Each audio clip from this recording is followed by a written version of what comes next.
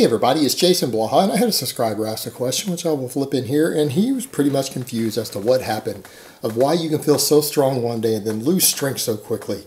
Because he came into the gym, he hit 600 apparently for a double on the deadlift, didn't do the regular deadlift for 2 weeks, and then he struggled to hit 3 reps with 495. But he says he did the trap bar deadlift in between. He doesn't know why his strength just disappeared. So let me put on my +5 hat of weaponsmithing, do a little bit of crafting, and let's talk about this. All right, guys, this is why I tell people that things like training to failure, doing grinders, or even doing all-out maxes, like 100% of your effort in the gym is how you demonstrate strength. It is not how you build strength. Because in his case, 2 weeks later, he was weaker, significantly weaker after coming in and doing this.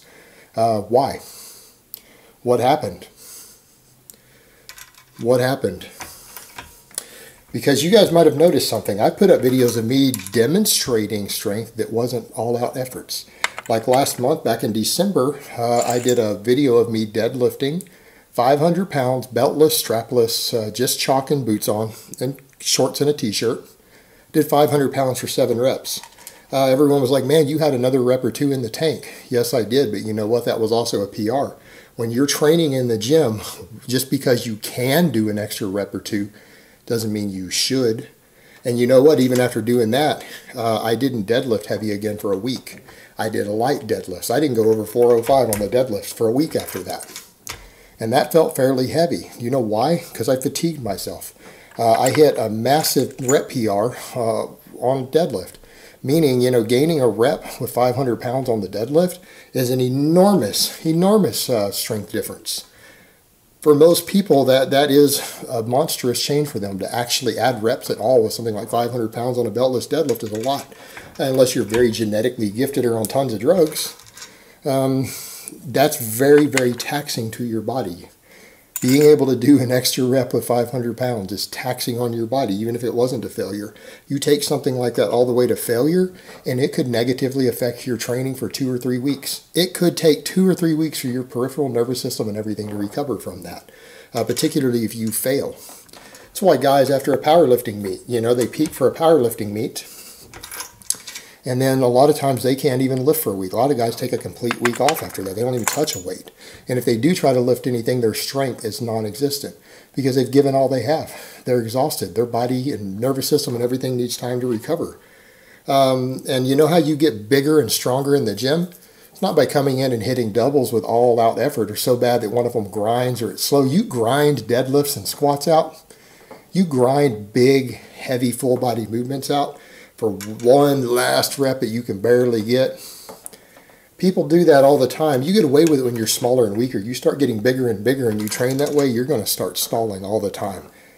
Because, as I tell people, you go to the gym to build strength, not to demonstrate strength. And when you're coming in doing things like that, he tested something. He wanted to hit an all-time 2-rep max. Well, he did, and then he wasn't able to recover it, and to make it worse, he took a lift that he had peaked for. I mean, being able to do something like that, you've peaked in some way, and then you didn't continue to do the exercise.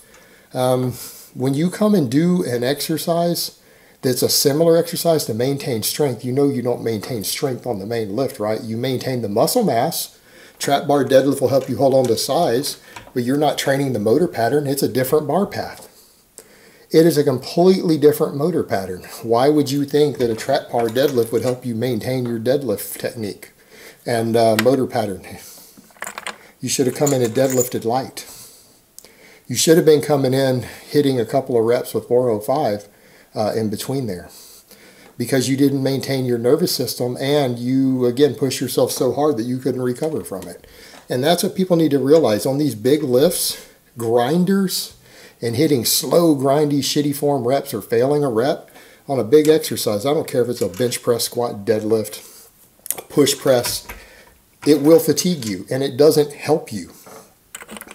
Missing a rep or having to use really, really shitty form to grind out and hitch and everything else on a rep, something that's really difficult, or to go to your all-out competitive max, doesn't make you stronger. All right, it doesn't make you stronger.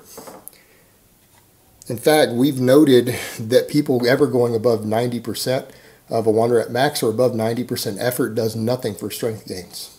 But it does hurt your recovery. You get stronger by consistently doing repetition with submaximal weights. You do repetition with fairly heavy weights in order to train your nervous system to get used to heavy loads. Volume puts muscle mass on you. All right, so if you're doing lots of doubles and triples, you'll get big from that. You also will get big if you do sets of 10. Do sets of 8. You do accessory work for size. Those things will all put size on you. And you do the repetition of 80%, 90%, even 75%. You can come in and do tons of triples at 70 or 75% to build the motor patterns to get stronger. It's not impressive. It's not impressive at all to watch someone come in and do perfect technique really fast for 3 sets of 10 with 70% of their max. No one's impressed watching that. But you know what? You'll get stronger doing that, and you'll recover doing that. That's the thing. You'll get in more volume for more muscle growth, more total perfect reps for more speed, more technique, and more motor unit learning. Far more than you will if you're coming and going all out. So you will get bigger and you will get stronger faster, and you'll be able to recover from it so you can do it again more often. And that's the thing that people don't get when they come in and take these big exercises and they try to push them to their limits. And they have this hardcore mentality of it. Well, if I don't push myself to the limit, I won't grow or I won't get stronger. Really, that's fucking bullshit, guys. That is absolute horseshit. There are plenty of guys out there who never take anything to failure, who never do grinders, who are massive and strong. And there have always been guys who do that. And you know what? Those guys get hurt a lot less.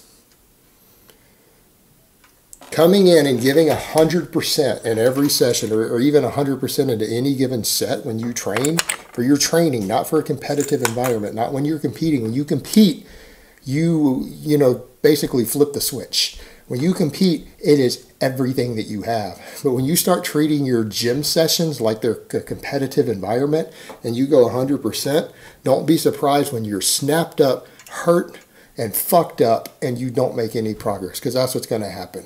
This hardcore mentality that people get, that going 100% all the time in the gym or even ever is somehow necessary to make progress, is absurd. You get better through micro-loading, through progressive overload. You know how you get bigger? You know how you get stronger? Add a rep to whatever you're doing. Add 5 pounds to whatever you're doing with the same form, technique, and good form for the same number of reps. That's how you get bigger. That's how you get stronger, through gradual progression. Through gradual progression, not by shocking your body, not by going 100%. It's this stupid, hardcore meathead mentality that gets guys hurt and keeps them spinning their wheels, because your body doesn't respond to you pushing it 100%. That's not how it responds. That's how you overload it, and that's how it doesn't respond. Your body responds by gradually increasing your workload week after week, month after month, year after year, and it just gradually gets better as you go. All right, and that's what people don't understand. I'm not saying don't train hard. I'm not saying come in and train like a pussy. I'm not saying that. But this idea that guys have that they're going to come in and give 100% to a set or to a session, and that they're going to just be able to do that afterwards, and it's not going to impede their performance, they're not going to have recovery problems. Again, diluted thinking. Doesn't work that way. And it's fine if you're doing it to show off. You get it on video, hey, that's great. We all like to do things to, wave our penis around. We all like to peacock a little bit. That's fine, but understand that that's not training. You need to understand that that is showmanship, that you are displaying strength, that you are not building strength. Because you build strength by repetition with submaximal work and submaximal effort, by doing it over and over and over again. All right, that's how you get gains, by doing perfect technique, perfect form, perfect sets over and over and over. And there's no reason to actually go above about 90% effort in the gym. All right, 90% effort in the gym. You save 100% till you're in a competitive environment, and you save 100% until you're in some life and death struggle. because that's also 100%. A building is collapsing on you. You got to dig your way out. A car is falling on top of someone.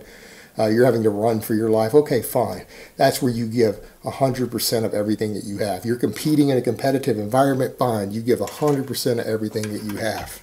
But when you do it in the gym, don't expect it to make you better. You don't get any better from 100% effort than you do from 90%.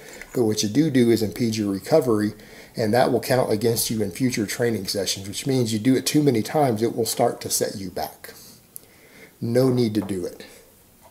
80 to 90% effort is all that you need to achieve your best, so that you will be the best that you can possibly be when you do need to go 100%.